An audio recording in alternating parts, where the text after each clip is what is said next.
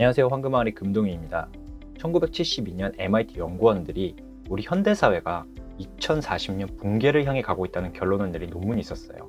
타이틀이 이제 Limits to Growth라고 하는데 MIT 연구원들이 월드3라는 경제 모델을 만들어서 그 당시 자원의 소비량과 인구 증가, 산업 생산, 기술의 진보 같은 생각 가능한 variables, 변수들을 세계 최초로 슈퍼컴퓨터를 활용해 반복해서 돌려보고 그 결과가 어떻게 되는지 한번 연구해 본 거죠. 지금이야 이런 시스템 다이너믹스나 아니면 빅데이터 연구가 친숙하지만 이 당시에는 이런 빅데이터를 활용한 각종 경제 변수들이 서로 어떻게 유기적으로 연결되어 있고 또 어떤 방향을 향해 가는가 하는 엄청나게 획기적인 연구였어요. 예를 들면 인구 증가는 물, 석유, 나무 같은 천연자원의 소비량 증가로 이어지고 또 반면에 인구의 증가가 기술적 진보도 함께 성장시키다든지요. 쉽게 이야기하면 인구가 많아야 아인슈타인, 빌 게이츠, 일론 머스크 같은 인물들이 더 많이 나올 확률이 높다는 거죠. 과거 대부분의 경제 모델은 이 ceteris paribus, all else held equal, 여타 조건은 불변한다는 가정하에 연구를 했었거든요. 그러다 보니 여러분이 공부하시는 과거의 경제 논리는 현실을 제대로 반영하지 못하고 미래를 예측하기가 어려웠던 거죠. 그래서 이 월드3 모델이 굉장히 획기적이었던 이유가 바로 생각 가능한 모든 변수를 입력해서 세계 경제 미래를 판단해 보려는 세계 최초의 시도였던 거예요. 그리고 이 연구를 다시 empirical data, 실증적인 자료를 바탕으로 검증을 해보니까 상당히 유의미한 결과를 확인할 수 있었던 거죠. 다만 이 연구가 이제 1970년대에 이뤄진 만큼 그 당시 국제적 이슈가 아니었던 이 기후변화라든지 온난화 같은 주요 변수는 반영이 안 되긴 했어요. 사실 경제학자들이 특징이 있죠. 일단 부정적이고 그리고 결론은 항상 열어둬요. 이번 연구도 마찬가지였어요. 특히 이제 innovation, 기술의 진보에 따른 시나리오를 몇 가지 만들어서 열려있는 결론을 도출한 거예요.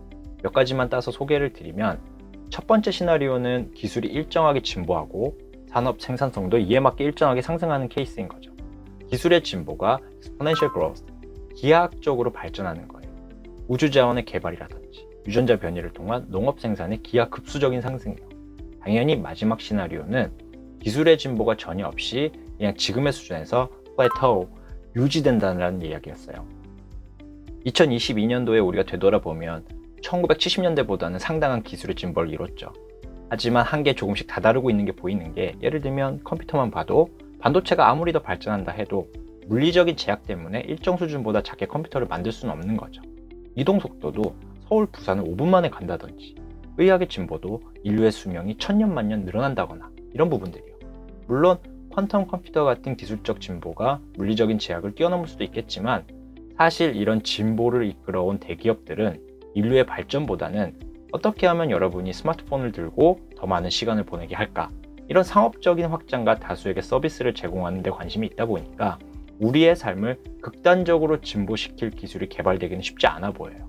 그래서 오늘 제가 좀 집중해서 말씀드리고 싶은 부분이 이 연구의 시나리오들이 공통적으로 예상하는 게 2040년을 기점으로 인류의 번영과 진보가 정점을 찍고 유지되거나 하락할 거라는 이야기예요.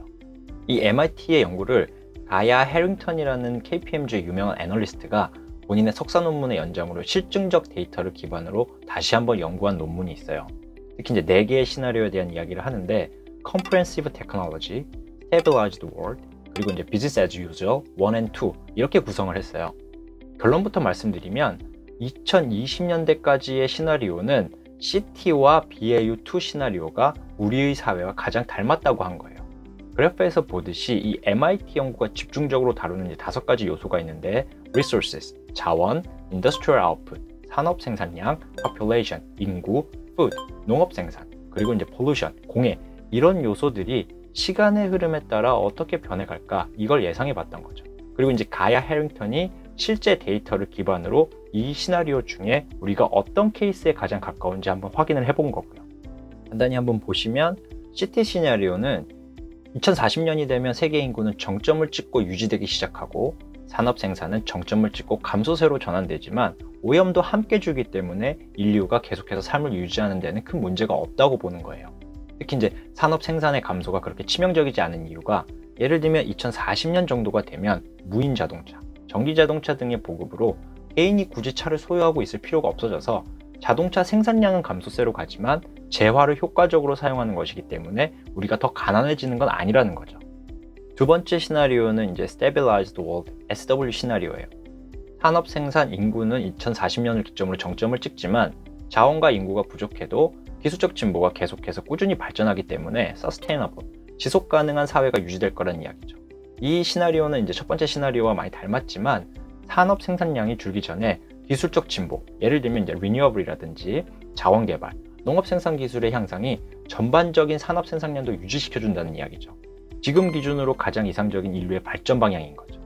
다만 이 시나리오는 앞서 얘기한 빌 게이츠, 일론 머스크 같은 이제 슈퍼 천재들이 때 되면 알아서 우주 산업이나 통신, 그리고 이제 생산의 효율성에서 인류의 삶을 비약적으로 발전시킬 수 있는 기술들을 개발해 줄 때 가능한 시나리오예요.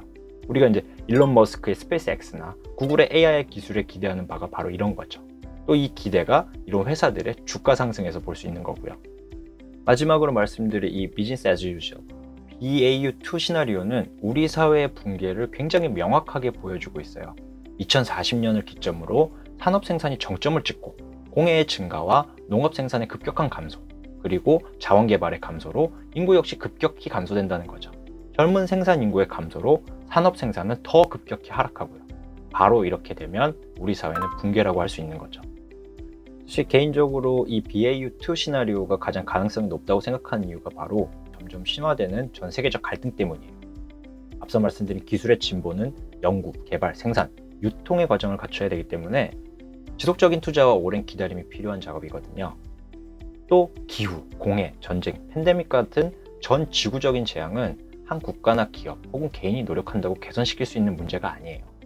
모든 인류가 함께 노력하고 양보하며 이뤄나가야 하는 지구적인 프로젝트인데 물가 상승에 따른 경제 위기, 핵무장 도미노와 군비 경쟁에 의한 지역, 국제적 분쟁, 유럽, 아시아 일부 지역의 영토 분쟁, 국제적인 물류 대란, 에너지와 화폐를 둘러싼 패권 다툼, 이런 사태들은 기술적 진보의 흐름을 한순간에 막아버릴 수 있는 아주 부정적인 사건들인 거죠. 그렇기 때문에 각자 개인의 삶에 집중해서 살고 있더라도 이런 거시적인 내용에 좀 관심을 갖고 보시다 보면 장기적인 계획이나 혹시나 모를 이벤트에 대해 어느 정도 대비는 가능할 거라 생각해서 오늘 영상을 만들어 봤습니다. 특히 이제 막 취업을 하고 사회 초년생이신 분들은 앞으로 살아가야 할 삶의 방향성을 잡는 데 도움이 되셨으면 좋겠어요. 참고로 이제 가야 해링턴의 연구는 다운로드 링크를 걸어둘 예정이니까 시간 되시는 분들은 한번 읽어보시는 거 추천드려요. 오늘 영상은 여기까지입니다. 시청해주셔서 감사합니다.